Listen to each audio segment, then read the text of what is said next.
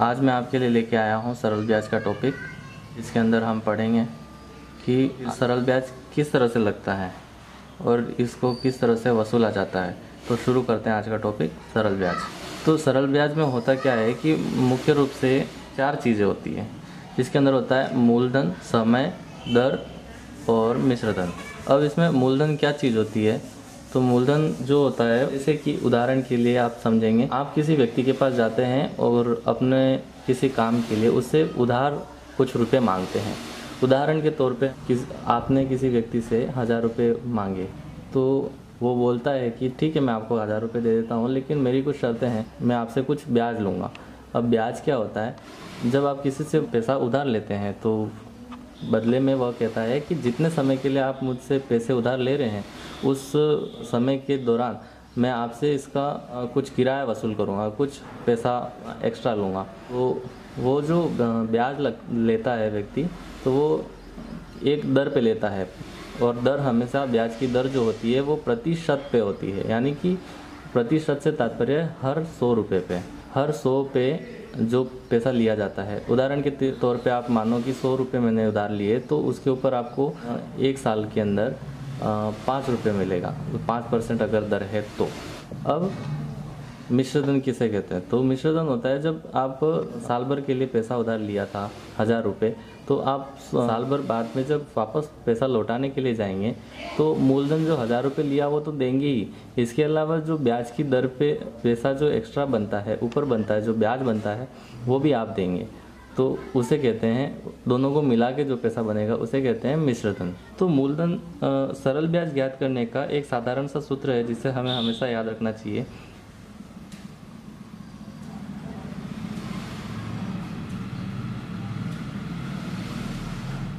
साधारण ब्याज या सरल ब्याज बराबर मूलधन गुणा समय गुणा ब्याज की दर बटे 100। अब आप यहाँ पे देखिए, ये मैंने 100 क्यों लिखा? क्योंकि मैंने पहले ही बताया कि जो दर होती है वो कितने पे लगती है? प्रति 100 पे। तो जैसे दर होगी तो उसका प्रति 100, जो 100 होगा उसको बटे में लिखना होगा, इसलिए ये 100 आया है। इस सूत्र से आपका सरल ब्याज का काम बहुत ही आसान हो जाता है कि किस तरह से आपको उधार देने के बाद ब्याज वसूल करना है या ब्याज लेना है। अब इसे हम एक उदाहरण के माध्यम से समझेंगे।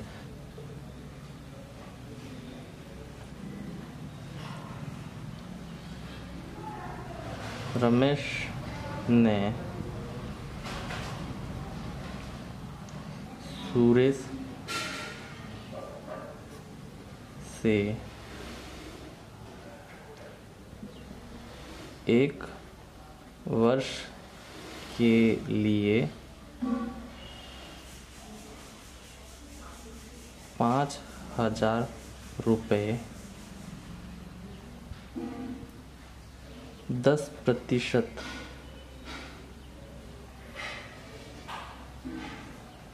ब्याज पर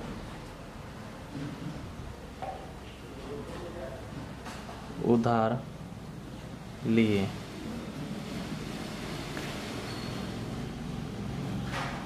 तो बताइए कि रमेश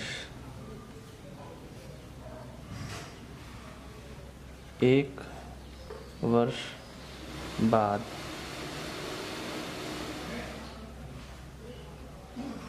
कितने रुपए ब्याज चुकाएगा?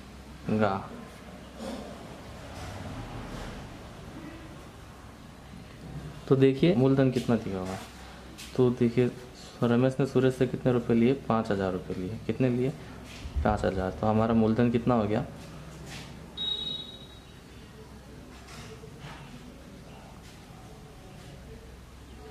मूलधन बराबर 5000 रुपये। समय कितना हो गया? समय देखिए सवाल में कितने समय के लिए उधार ले रहा है, तो 1 वर्ष के लिए ले रहा है, तो हमारा जो समय हो गया कितना हो गया, 1 वर्ष। और इस मूलधन पे 1 वर्ष के लिए वो ब्याज की दर जो लगाता है, जो पैसा उसे एक्स्ट्रा किराया जो लेना है ब्याज, वो ब्याज की दर क्या है,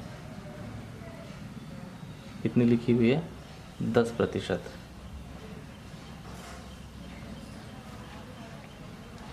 और हमें क्या ज्ञात करना है, ब्याज ज्ञात करना है। तो ब्याज ज्ञात करने का सूत्र जैसा कि मैंने आपको ऊपर बताया कि साधारण ब्याज बराबर मूलधन गुणा समय गुणा दर बटा 100। ये 100 क्यों आया था वो भी मैंने आपको बता दिया। अब इस सूत्र को लिखेंगे, मैं सीधा लिख रहा हूँ, साधारण ब्याज बराबर मूलधन को मूध लिख रहा हूँ गुणा समय गुणा दर बटा 100। अब इसके अंदर मान रखिए मूलधन कितना है हमारा, तो 5,000 रुपये। कितना है, 5,000 रुपये। समय कितना है, 1 वर्ष। दर कितनी है, 10%। और क्योंकि प्रतिशत पे है तो 10 के नीचे कितना आएगा, बटे में 100 आएगा, तो यहाँ पे हम लिखेंगे 100। अब इसे सरल कीजिए, 2 0 से 2 0 हम काट देते हैं, 1 0 ये काट देते हैं, 1 0 ये, तो हमारा जो सरल ब्याज आ गया, साधारण ब्याज जिसे कहते हैं, साधारण ब्याज, साधारण ब्याज वो कितना आ गया,